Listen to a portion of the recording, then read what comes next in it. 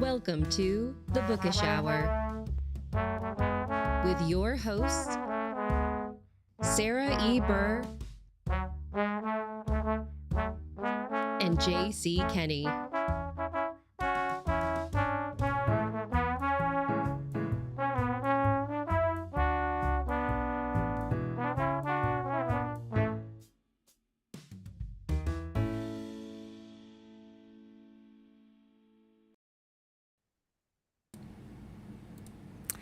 And we are live. Good evening, everyone. Welcome to the season finale of the Bookish Hour.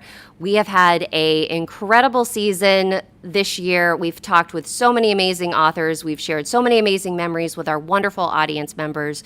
We're very happy to have built this wonderful community and be here with you all tonight as we celebrate our wonderful season finale with an iconic guest. So without further ado, I'm Sarah Burr. And I am J.C. Kenney. It's Thursday night. It is Baby Friday evening. The Pacers are playing, but you're here with us instead. So, Sarah, I think it's time to get bookish with a real live mystery superstar. Woo! I know. We are joined by New York Times bestselling author Lynn Cahoon. Lynn, it is so good to see you. It has been a year since you have visited us, and my gosh, you've already written a brand new series to share with us. We can't wait to dive in and talk more about your brand new Bainbridge Island Mysteries. So serene, such just like the epitome of cozy mystery. Yes, we all have copies of them. I feel so professional. Oh my gosh, Yeah. such a great book, you guys, and I can't wait for our audience members to learn more about what you've created, Lynn. But for those of our audience who may not be familiar with you, any chance you could just introduce us a little bit to what kind of brought you to writing cozy mysteries, a little bit about your background, and kind of a little overview of your just amazing journey. I sure can. I'm Lynn Cahoon. I'm currently a resident of Eastern Tennessee. So I live really close in the mountains to North Carolina. But my journey, it's gorgeous here. As long as the rain doesn't wash out 140, which it just did, I-40. But I grew up in Idaho. I was a little kid on the farm, who wanted to be something else. I either was going to go to New York and be a fashion buyer or be a wife with 12 kids. And I did neither of those two things. I like to say that I always give my characters the jobs that I wanted to have as a kid or as an adult. And it's true, I started out writing just after, I had dipped my toe in it for a while when I was going to school and then working on a master's or pretending to work on a master's for a few years. And then we moved from Idaho to St. Louis, and I got cancer. I had breast cancer. So the good thing about breast cancer, it gives you a lot of time to read because you're always getting tested, and then they have to wait for the tests, and then you can get your treatment and blah, blah, blah, blah, blah, all the stuff. So reading, I had so much reading time, which I hadn't had since I was a kid. And I just devoured mysteries. And finally, a nurse told me that the mysteries I loved were cozy mysteries. So I started thinking about, I could write this, if my life continues here, if I'm blessed with some more time, I think that's what I want to do. So I started writing, and that was 2008. And I wrote 3 essays, sent them off, and all of them sold. And I thought, wow, this thing cool. is so easy. And then I didn't sell anything until 2010. So it was a while. I started out with romance, and then I talked with an editor at Kensington, and they took unsolicited manuscripts. And so I sent them Guidebook to Murder, which was my first cozy mystery, and found out that I kill people much better than I make them fall in love. So that was my path. And it's just been write a book, put it out, write a book, put it out. I was lucky enough for guidebook to hit the New York Times list back when those lists counted a little different. I've hit USA Today a few times, and now this is my first hardcover. So I'm just working full time as an author and loving every bit of it. That is absolutely amazing. Fantastic. Yes. And can we just appreciate the fact that your first book, Guidebook to Murder, and now you're writing an amateur sleuth's guide to murder? Like, you are the guide queen. Now, I did have a Amazon review on Guidebook to Murder that was very disappointing, saying it was not a guidebook to murder, it was false advertising.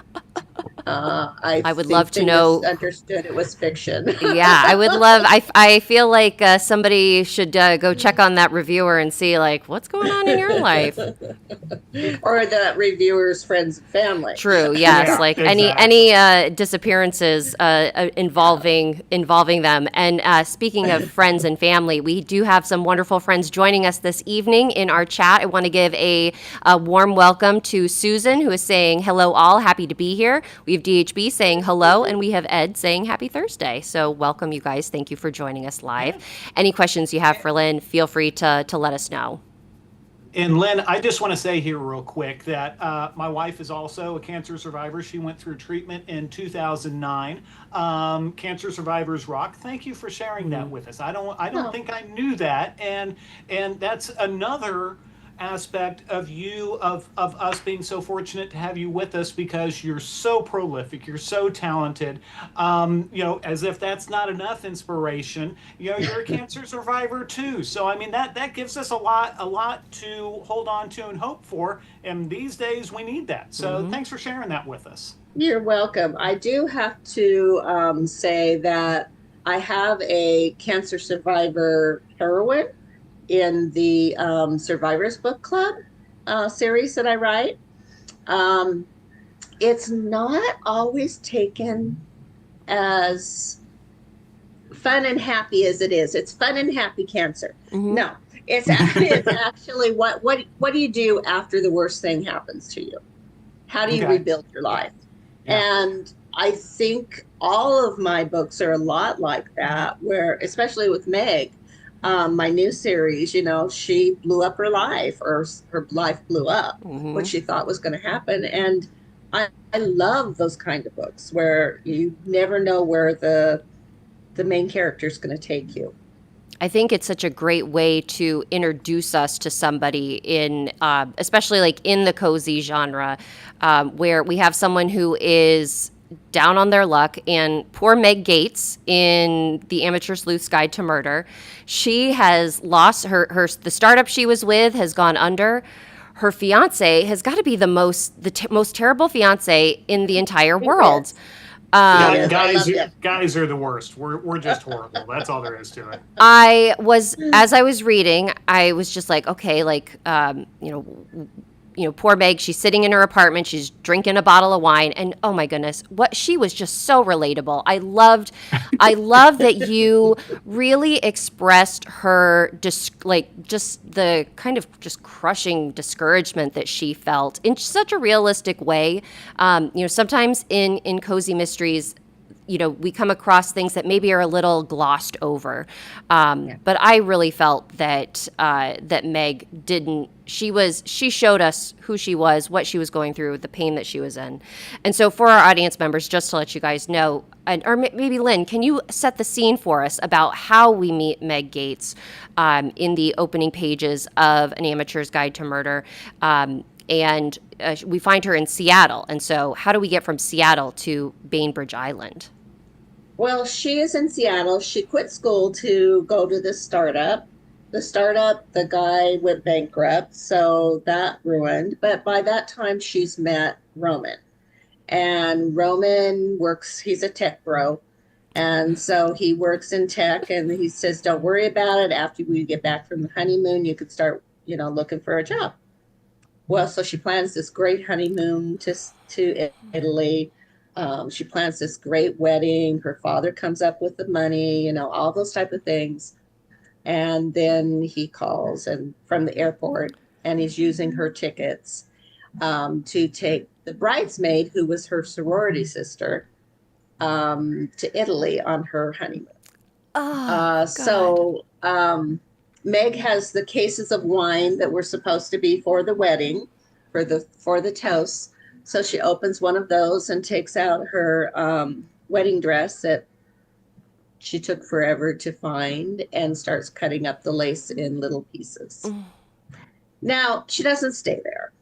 Obviously, she sits there, she drinks her wine, she plays music, she maybe makes some inappropriate Facebook Live posts while she's doing Yes. this. I forgot that. And the next morning, her mother and friends are coming to move her. So she's watching from this apartment. She could see the Seattle, the skyline, and she could see the Space Needle. And she just wallows in that moment for a little bit. Well, the next morning, with a headache, she takes her dog for a walk. That's Watson. He's a Cocker Spaniel, and he's a rescue, but he's purebred. So she pulled him out of the rescue. And when she comes back, she's ready to move on, and she's, her mom is sitting there and she's trying to pick up all these pieces of her wedding dress and stuffing them in the bag. So maybe it could be fixed. And her aunt calls her mom has a patron saint of lost causes. Yes. Which that's who she prays to. So, and it's just okay, let's go on. They pack her up, they put her in the book, because the bookstore has a van. They put her in all her stuff in the van, and they take the Seattle ferry over to Bainbridge. So she's on the ferry ride of shame, basically going home, because everything that she wanted to do when she left, she's failed at. And so now she figures she's going to buck up, and she's going to figure out a way that what she can do the best. And the only thing that she remembers being really successful at is when they used to play Nancy Drew, and they really solved mysteries, and they really found lost dogs, and they made enough money to go camp one year. So this is something she could do. So she's going to write a book about it. Oh, gosh. And that I kind love her. of, yeah, and I want to go 5 million different ways at once here, Lynn, because there's so much going on here that I want to talk to you about. By the way, folks, I totally am lying here, because I promised Lynn and Sarah I was going to be quiet and let the two of them talk, because there is such a Nancy Drew fan, but I want to be part of the conversation. So one of the things that, especially since you mentioned Meg's mom, I thought it was just such an interesting way that Meg, in her anger, understandably so, cuts up the dress, but mom scoops it all up and saves it. And at the same time, she also gives Meg, throws Meg kind of the lifeline, giving her a job at the bookstore. So there's that really interesting dichotomy between kind of parent and child kind of thing that just is just a really little detail. And then another thing, like when Watson, just the adorable puppy dog, cozies up to her friends that first night on the beach. I just found it so revealing how it really is amazing to me how you are so good at kind of getting the message across, just dropping those little details. You didn't need to tell us what Meg's mom is like. You showed us just in those two things. Can you talk a little bit about that? Because it's just so much fun reading stuff like that. Yeah. Meg's mom is an interesting character, and she grows I've written 3 books in the series now. So I've written the 3rd. I'm going in and doing edits on the 2nd book. But when I was writing the 3rd, there was another mother that came in. And so I got to play them against each other. So one was black and one was white and one was short and one was, just the differences between the two people, emotionally, and how they mothered, not so much their physical characteristics, although their physical characteristics are way different too, but the way they were able to show who they were as a person, and using some of the characters. I knew when I started writing this, because I knew they gave me two choices of where to set it: Cape Cod, which I've never been to yet, I keep trying to get there, or Seattle or Bainbridge Island, which I've been to. So it was, I knew I wanted to add some of the flavor of Bainbridge, and by doing that, taking someone who's not a rich author, who's who has lived there for years, and has a life there, and what would she be like? What would she be like when she said she wanted a divorce? And so it's all of those little points that makes Meg's mother Felicia. I'm bad with names. I'm bad with names in reality, and I'm bad with names in my books. So, but Felicia, she's very, she's the solid that Meg didn't know she needed. Because when you walk away from home, you think you're an adult. You're 18, you're off to college, you're living on your own, you're drinking if you can, you're doing this, you're doing that. You know that you've got it all done. You know everything until you don't. And so, yeah, I wanted Meg to have that solid background, even if she doesn't realize it yet. I definitely see Meg not realizing it a lot during the book because of, I mean, she's made several comments about like how matricide is legal in certain instances, because her mother, her mom like has her opinions, but her mom is also very much like, Roman may come back and he may like ask for your forgiveness. And Meg is very confident in her, no, he cheated on me and he used our honeymoon to do that with. So like, no, we're done. And so there are some things you just can't come back from. Exactly. Yeah. And I love that Meg is strong enough and she knows like she's not wishy-washy in that aspect, which I really, really appreciated. And before I go into all of the things that I just love about this book, I do want to say a hello to Farmhouse Reader who's joining us. And Susan has a comment about our earlier conversation saying that she too is a cancer survivor. And thank you for mentioning this about you, because it is, as JC said, it's very inspiring. And seeing, a person kind of rise from their lowest moments is always something that I think is relatable for any reader, because regardless of what our challenges are, we've all had them. And Meg, the thing that I really, really found myself just like falling in love with her very, very easily is because, she's going back to this beautiful, idyllic island.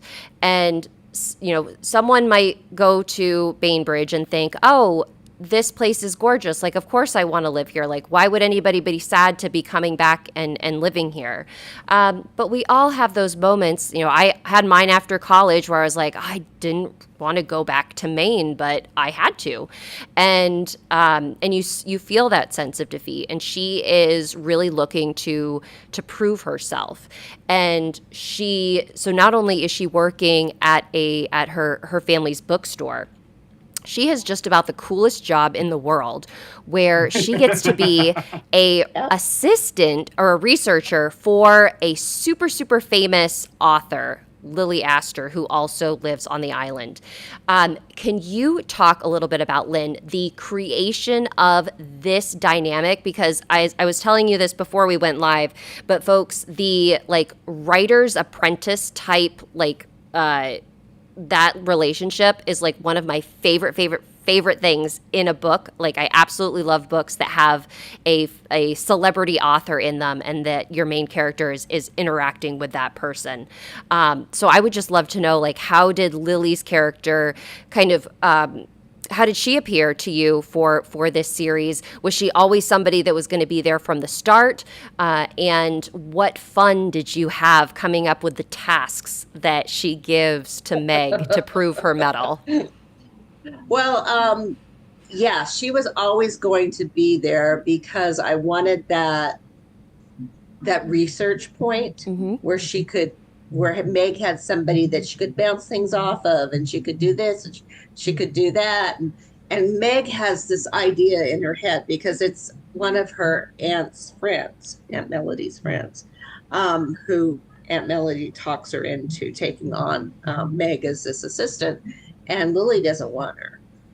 She's had one before, they failed, she doesn't trust anybody.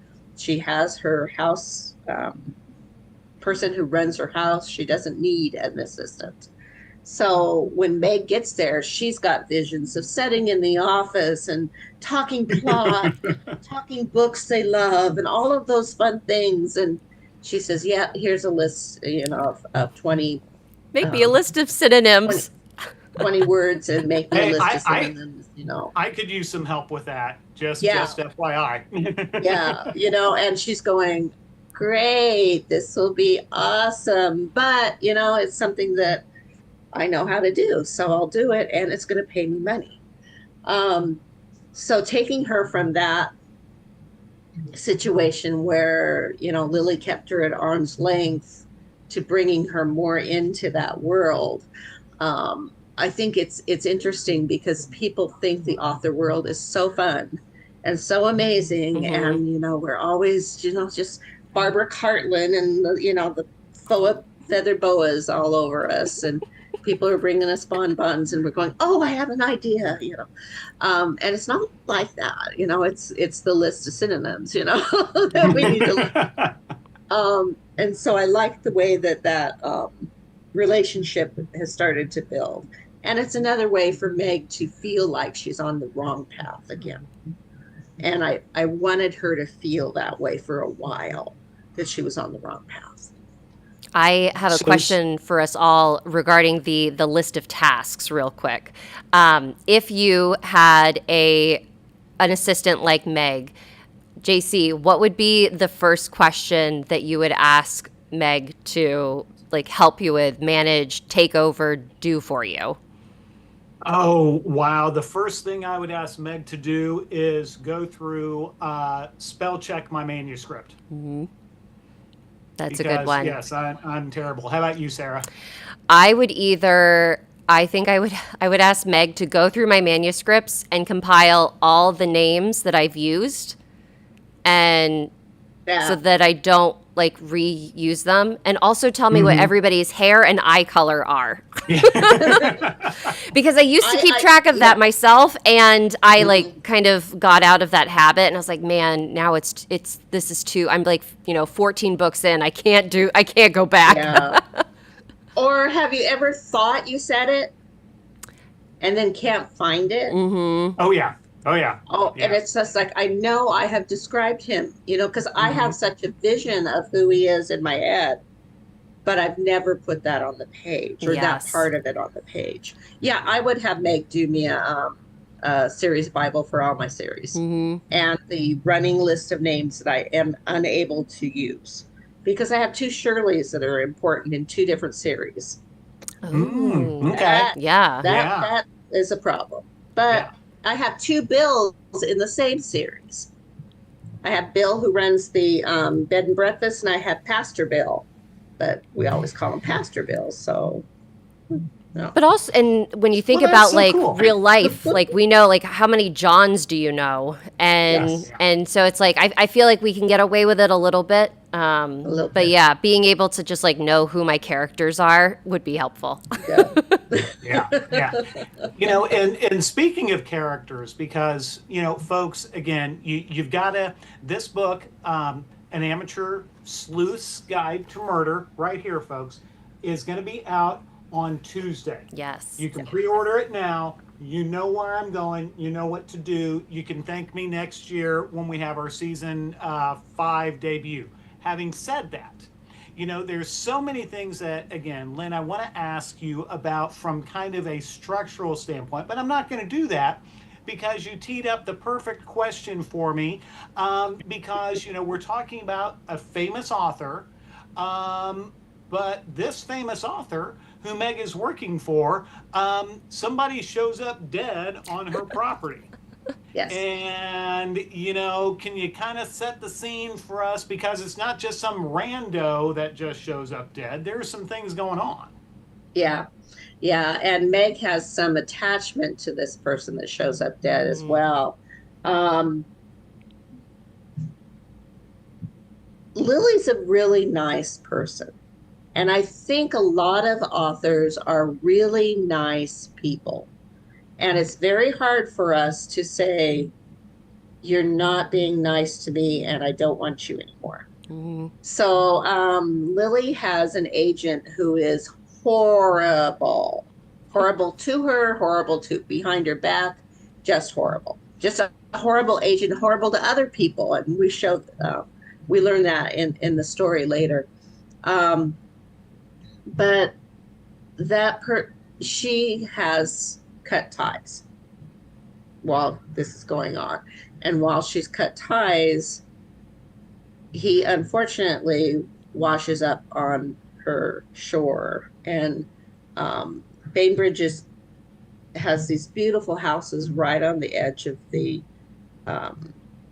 coast, and so they've got docks out there and they've got shores, and you can only swim very short times because it's really cold, but but you can swim a little bit in it.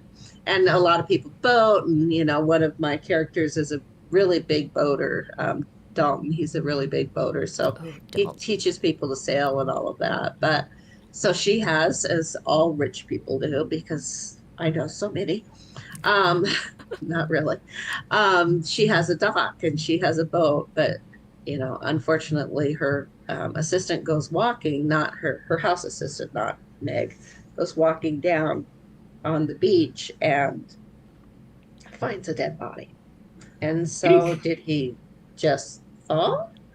Was he somewhere else and floated there?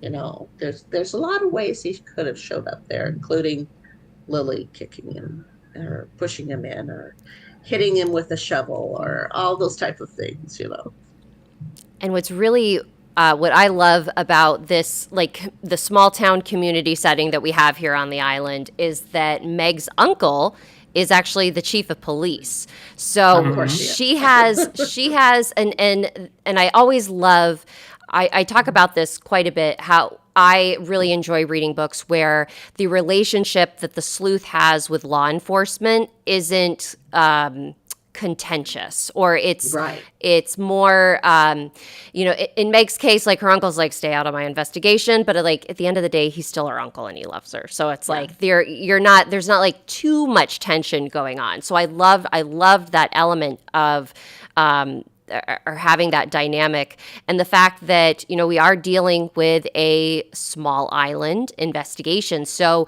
can you share a little bit about how Meg decides that she needs to insert herself into this particular investigation? Because it's the first murder that they've had, I think, in 50 years, if I remember. Yeah. Well, she knew immediately that she needed to have a murder on the island, which kind of points the finger at her too, because she needs that to write the book, so that she can get all the steps right, on how to solve a murder. But she decides that she's going to solve this because she's worried about her other job. And so she doesn't want Lily, who's a nice person, she knows she didn't do it. She doesn't want Lily to go down for it, just because there's many, many reasons why Lily could have killed this guy, and that she had motive and opportunity. So with her uncle, though, she tries not to get him really involved in her investigation. Like when she's seeing the reports in his truck, she's feeling guilty about sneaking in and looking at them, but she does it, And one of the things I like is the way she actually talks to him about what she's found. She doesn't hold it back and say, oh, no, I didn't do anything. She actually tells him, it's like, have you looked at because these things? And he's like, oh, I didn't know those things. Thank you very much. Stay out of my investigation. Yes. So he's using her. He's using her mind because he knows that she's this way. And she is trying not to be snoopy and cross the line because he's also her landlord. And she doesn't want to get kicked out. She doesn't want to get kicked out because you can't afford anything on Bainbridge because it's really expensive. So, kind of changing course here a little bit. Folks, just to let you know, we're about halfway through this absolutely delightful, super duper episode here, getting to hang out with the living legend, superstar of Cozy Mystery, Lynn Cahoon. If you got questions for Lynn, if you got comments, get them in. Please join us, because we're all here having a good time. Lynn, one of the things that I want to ask you about is you talked about Meg knowing what steps to take to conduct an investigation. Thanks to you and Meg, before the book even opens, we get the Amateur Sleuth's Guide tips and tricks. And this is so much fun. They are literally 24 tips and tricks to solving a murder. And including dead men tell no tales, but their social media accounts tell plenty. That's a good one.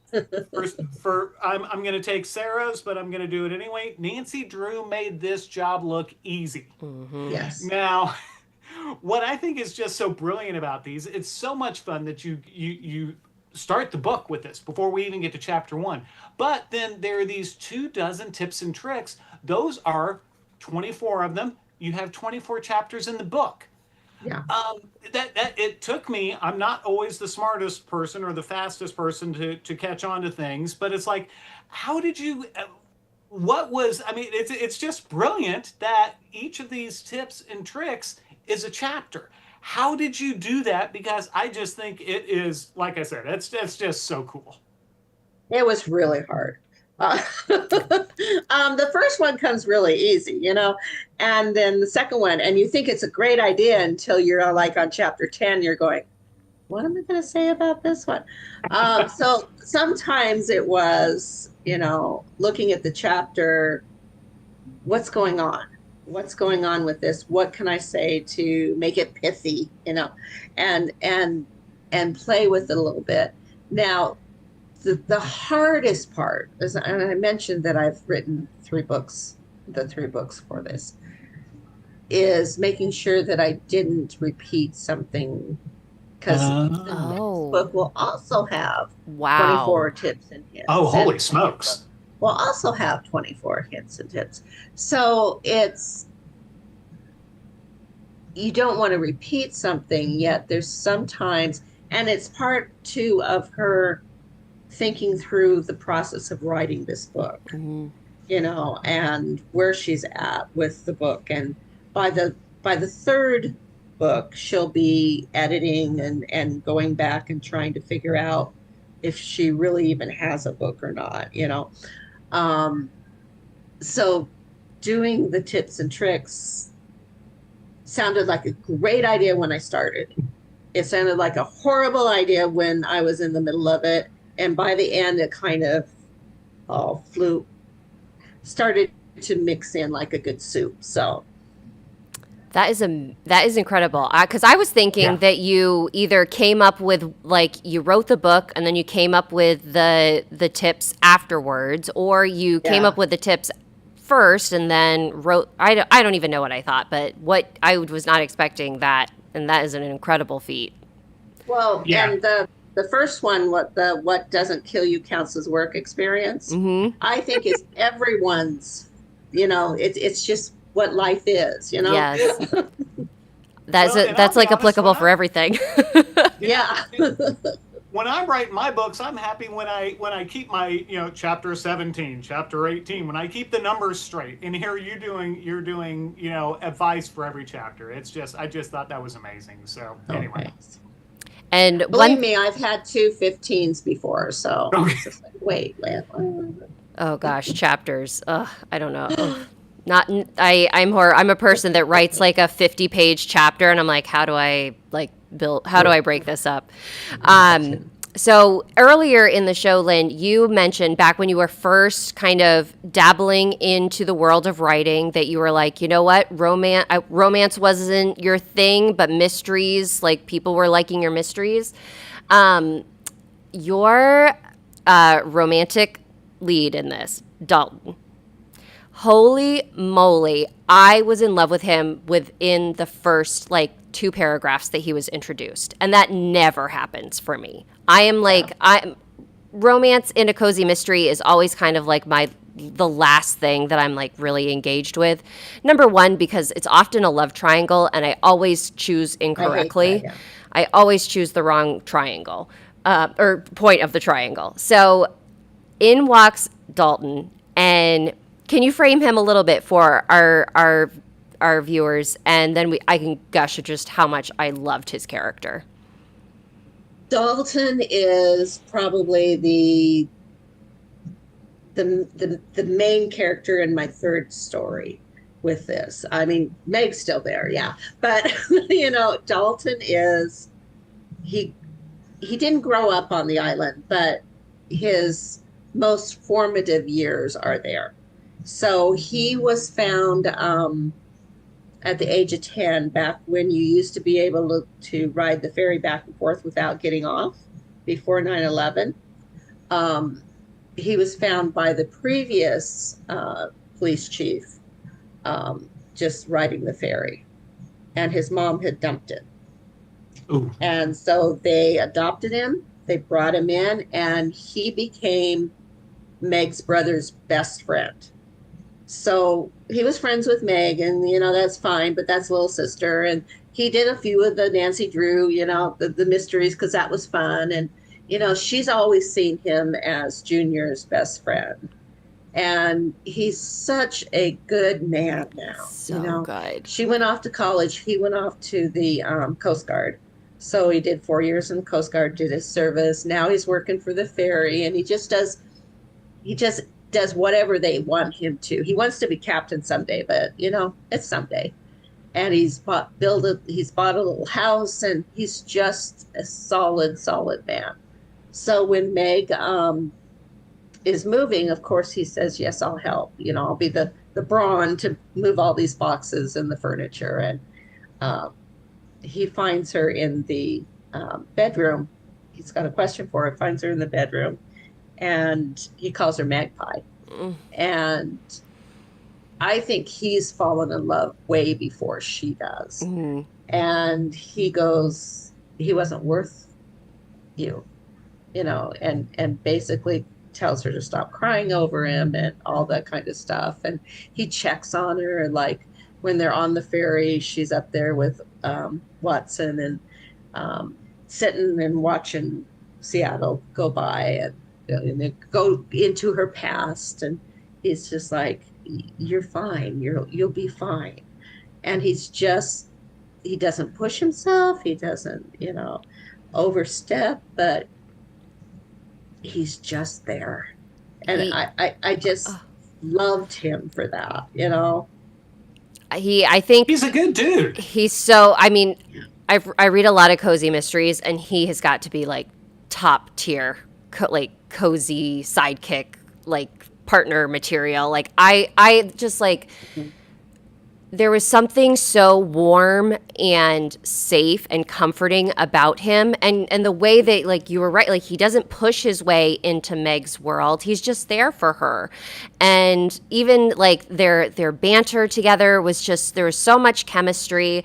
And he comes over, he's like, hey, like, let's go down to the bonfire, and you can see all the people, you can see everybody, see what folks are up to. And he's just so protective, but like and it's obvious that he likes her, and Yeah. Meg even like knows, and in a way she's like, wow, like it makes her feel better. Like she's not she's not in this like weird like, oh, like I'm torn kind of No. response. She's just like, oh, it's really nice to have somebody care for me and like actually just like be there. Whereas, Roman was like, oh, like, always telling her what she was doing wrong with her life, Yeah. and It was that nice push and pull yes, between the two. and so I absolutely loved him. I think he is one of like the best supporting romantic possibilities that I've ever come across in a cozy mystery. I love him that much. So with all of that gushing, I would love to know, how did you like? I guess what was your maybe just your thought process of like, do I give Meg more like romantic turmoil to deal with, or do I just like give her somebody she can bond with when the time is right? Because I was just really curious, like, how did you make the decisions to like move their friendship in the way that you did? I think I didn't want her to do insta love and go, oh yeah, you're right. You're the one that I should have been all along, because she's had a lot happen to her, Yeah. And for her to have that, I don't want to say brotherly, but that someone that she can totally count on. A friend. Like he's like a really, really good friend. So different for her at this point, because she's been, she said, yeah, these are all friends and everything's, but she really put a wall up when she moved. And even with Natasha, her best friend, her female best friend, there's things that have happened in her life that she didn't know, because she's been gone for 5 years. And I really wanted her to take the romance slow, and not. She has enough on her plate. She doesn't need to be thinking about. She does. Of course, her mom's thinking about it for her anyway. So, yes. And her mom's talking to Dalton and telling him to, leave her alone. That she's confused right now, which even makes Meg more. That's when the matricide comes into play. Yeah, that's when the matricide. And even her father, because Meg comes from her parents are divorced, and her father has his life on the mainland with his new wife, and we get a sense of their relationship where like her dad seems like he's like a fixer in a way of like, I can fix this with money. Maybe not necessarily like the emotional availability that Meg really needs. But even her father is like, well, maybe Roman will come back and you guys can work things out. And I'm just like, I am sitting here as a reader being like, please let one of the books in this series be that Roman is dead. Like, and like that he is a victim of a homicide, because I was like, I just need him. I need him to get I need him out of the picture, because I don't understand how these parents can be like, oh, yep, he's like, maybe you guys can work this out. I'm like, there is no working this out. There's no working this out ever. Yeah, I don't know that Meg has shared how bad it was. I mean, they know the ending, of course, but there's a lot of things that Meg just went, okay, because you're 20 and you think this is love. And she had to learn that it wasn't.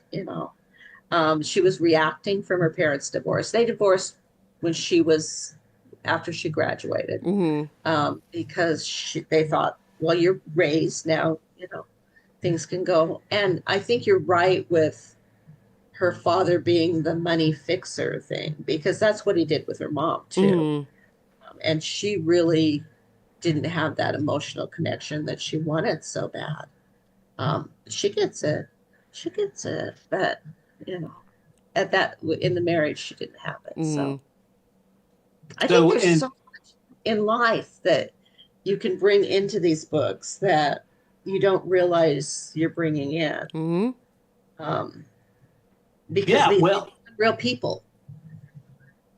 and that tees up my question for you, Lynn, because one of the other things that's a really interesting dynamic in the book, there's this real, I don't know if push and pull is the right word, kind of more pull and pull of folks who are that, hey, we're the original islanders, we grew up Yes. here, we're the real folks. And this is kind of, Lily is kind of a victim of this, that you're the new folks coming in here building these fancy houses, kind of ruining everything. Yeah. So there's a real challenge there. Can you talk about that, because that's a really interesting dynamic that adds just so much, even more richness to the story.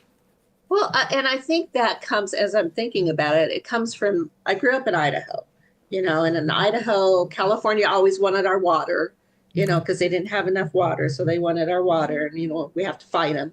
And then, all of a sudden, all the people moved from California up to Idaho, so there's been this migration of people, and the housing market goes up because there's a migration of people and things get more expensive. And now I'm kind of on the other foot, where I moved into, they called me a transplant here. I moved into Eastern Tennessee. I'm not a native. I'm not a local, and I build a house and, makes housing prices come up. So, that whole us versus them, I wanted to play on that because I think it's a big thing in Everywhere. life now. Yeah. Everywhere. And we're all really just the same people. But what I do unthinkingly might affect people who live there. And the one of the guys who is at the bonfire is all, Yeah. transplants, Yeah. and and everybody, they're messing up our land, and I can't set up my deck blind because people hunt in the area. Why are they telling me that I can't do this anymore? It's like, well, because they bought the land and now you can't. It's like it's just the way life is. But yeah, I really liked using that without it just being about you bought that house, that was grandma's house, I wanted that house. Yeah. The typical real estate push and pull. It's more a society push and pull. Yeah. And it's really, out there. So I wanted to play with that a little bit without layering in all of the emotional and sociological stuff, but it's there. And I think it's something that a lot of people can relate to, because even like my family moved to Maine, to this day, my family has been there for 20 plus years at this point, and it's like we're still from away. The new And and it's just like it's just something. It's like if you're not, it's like we're all on one planet. Like I don't get it, but it's definitely a thing that I've been not really a victim of, but just like I've encountered it before, and it's so strange to be like, oh, okay, I didn't realize that there was a super secret club that I can't belong to. Well, and small towns specifically are that way. I mean, I moved into Cuna, which is where I basically grew up, in third grade. And I was always the outsider because I wasn't there from first grade on. Yeah. And that's why I fell in love with Nancy Drew, and that's why Nancy Drew was my best friend growing up, because I was the kid from away that nobody wanted to play with. So, oh gosh. Oh, God, I just love Nancy so much. Anytime that there is a reference to Nancy Drew in a cozy mystery, my heart just like leaps and just feels like all the love, because it's and Meg's story is so enjoyable. This book is going to delight not only your readers, but I think new readers to the genre, because one thing that I wanted to point out is that you also do a really, really nice job of like modernizing the cozy mystery world without like over modernizing it, I guess. Like I use a lot of social media stuff in my books, and that's not everybody's cup of tea. So finding like that fine line of like, Meg is going on social media, she's using her computer, her AirPods are reading alerts to her and all of this stuff. So you feel that she's anchored in modern times, but it still has that like just beautiful sense of coziness from that we just absolutely love. So people are going to be so they're in for such a treat with this book, which comes out next Tuesday, June 24th. So folks, yes. you can still pre-order your copies, so that I'm assuming with this is your first, you said your first hardcover. Yes, it is. It's So, very pretty oh hardcover. gosh, so beautiful. And the cover itself is just so fun Blue and on just the back. so whimsical, and it's got all of my favorite colors mixed together. It's so wonderful.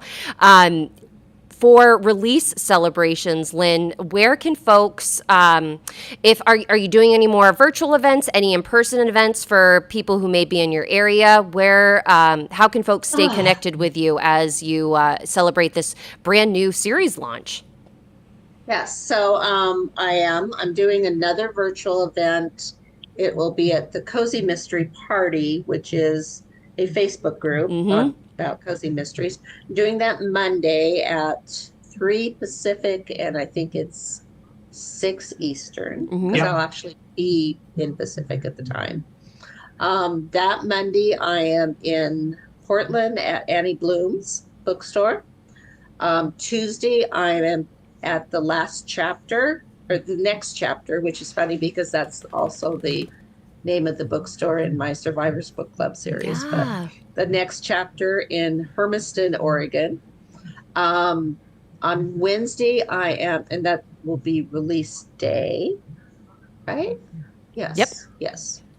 And then on Wednesday, I am in Coeur d'Alene, Idaho.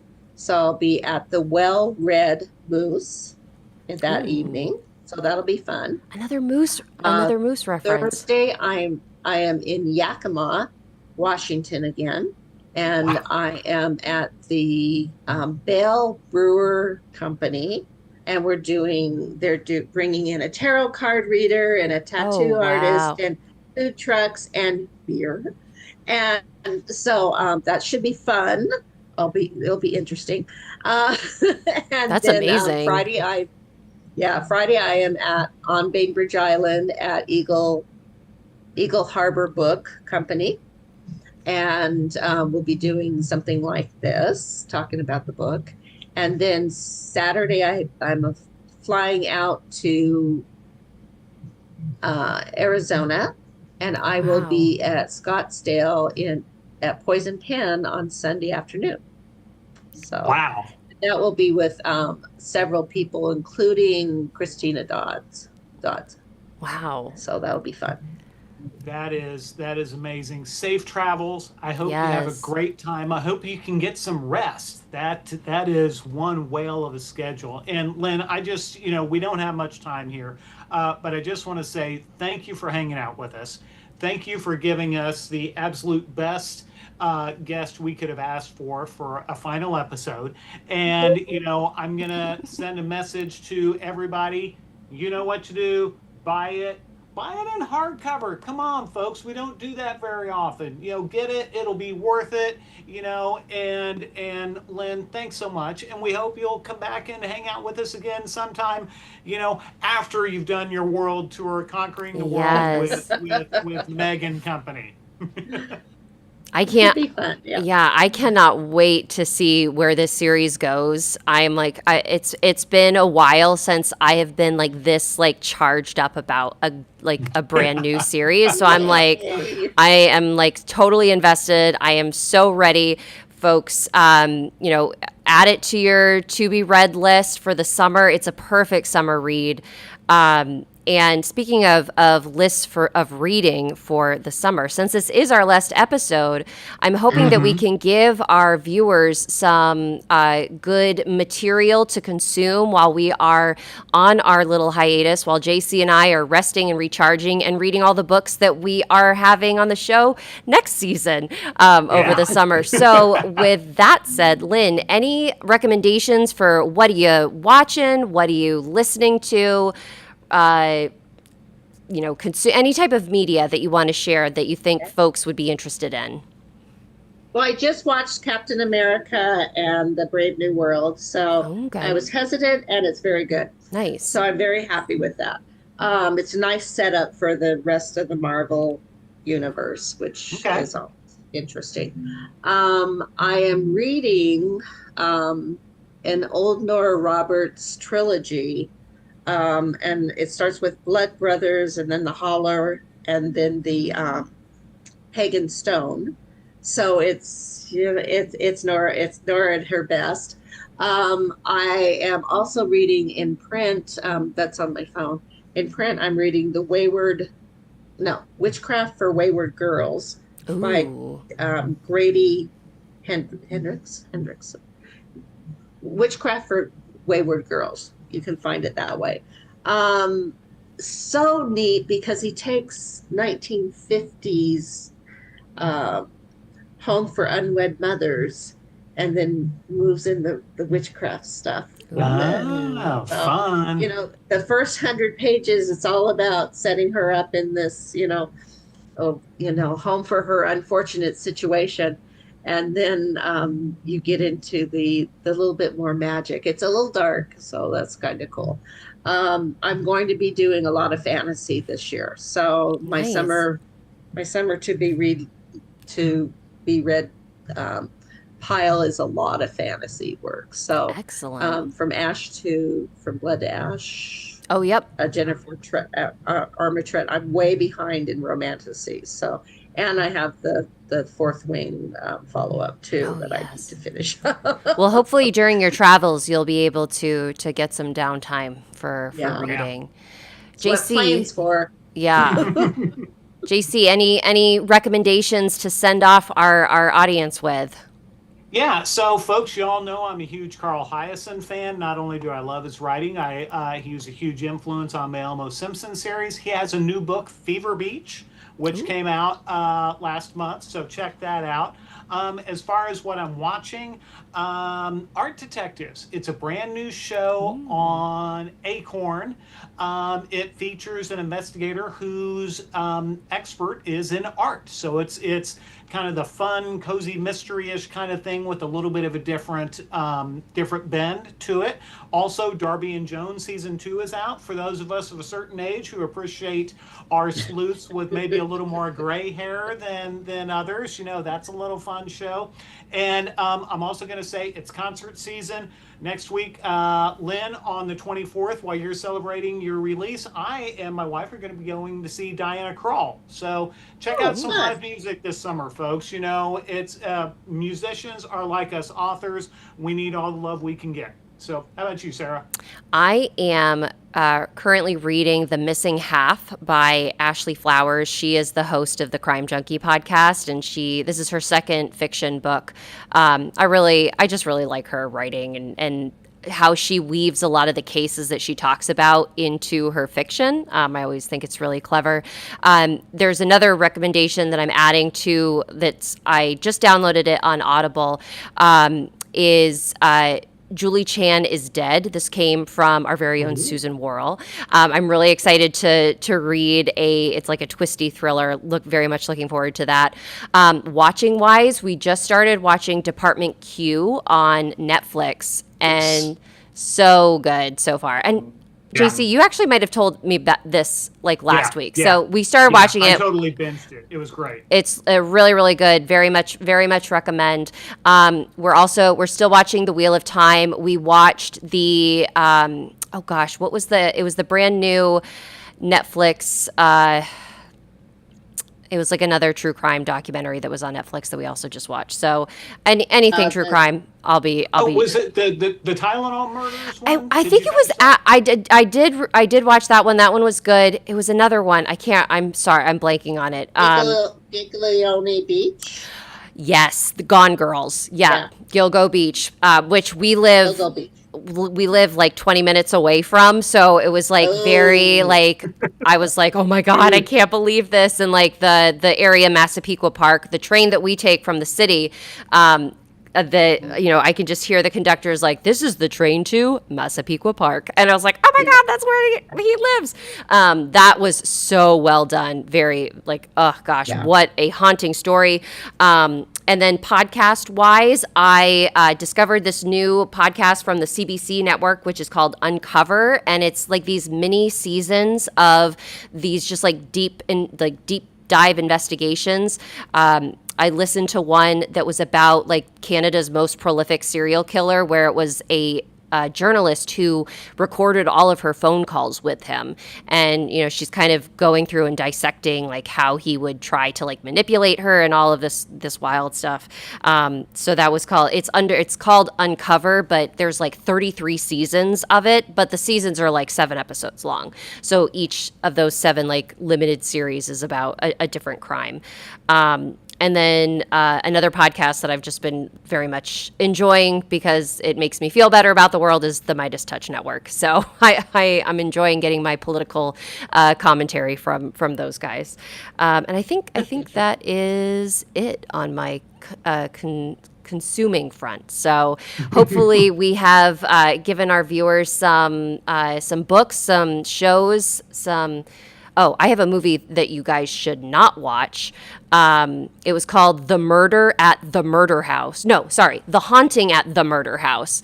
It was the worst movie I think I've ever watched. But it was also, I think, made by like 5 people. So I was like, I guess for like being made by 5 people, it was okay. But it was still like it was terrible. It was like, I can't believe that we watched. It was only an hour and 18 minutes, but I was like, I can't believe that we wasted an hour and 18 minutes of our life on this. But yeah, gotta encourage people to follow their dreams. So I won't degrade it too much. So oh my gosh, this was such an amazing conversation, Lynn. Thank you so much for joining us this evening here at the Bookish Hour. You are welcome here anytime, especially when you write such amazing books for us to read. Yeah. Oh my gosh, I can't wait for more. And yes, Farmhouse Readers is saying, have a good summer, everyone. Yes, we wish you all a wonderful, wonderful, peaceful summer, a safe summer, a restful summer. We are looking forward to being back with you. I believe our first show is September 9th. We are coming back with more bookish moments this coming season. Our bookish hours are going to be moved to more of a panel. We're having a lot of author panels come join us. So we're having authors who are part of Facebook groups come on the show. We're having, authors who just like talking with each other coming on the show. So we're going to be structuring things a little bit differently so that we can get more folks in front of the camera so that you guys can learn about their amazing works. And we, of course, look forward to being bookish with you all. So thank you. JC, any final words for our finale this season? Thank you, Lynn. Thank you, Sarah. Sarah, you are a rock star. Lynn, you are a rock star. I am glad to be the hero support sidekick in this crazy adventure that we have going. Love to you all. And, I can't wait to see you all again in September. Yes. JC, I wouldn't be doing this without you. So you are, we're a dynamic duo. And I thank you so much for your partnership, for your laughter, for your wit. You're the person that like lifts me up when I'm getting too serious. So I just thank you for all the light that you bring to my life and to our viewers' lives. And thank you so much to our viewers. You guys, You're the reason that we're here, that we're chatting. We really, really cannot thank you enough for all of the support that you have given us through all of the years. And we look forward to being back with you in September. And so until then, folks, stay bookish. Bye, everybody.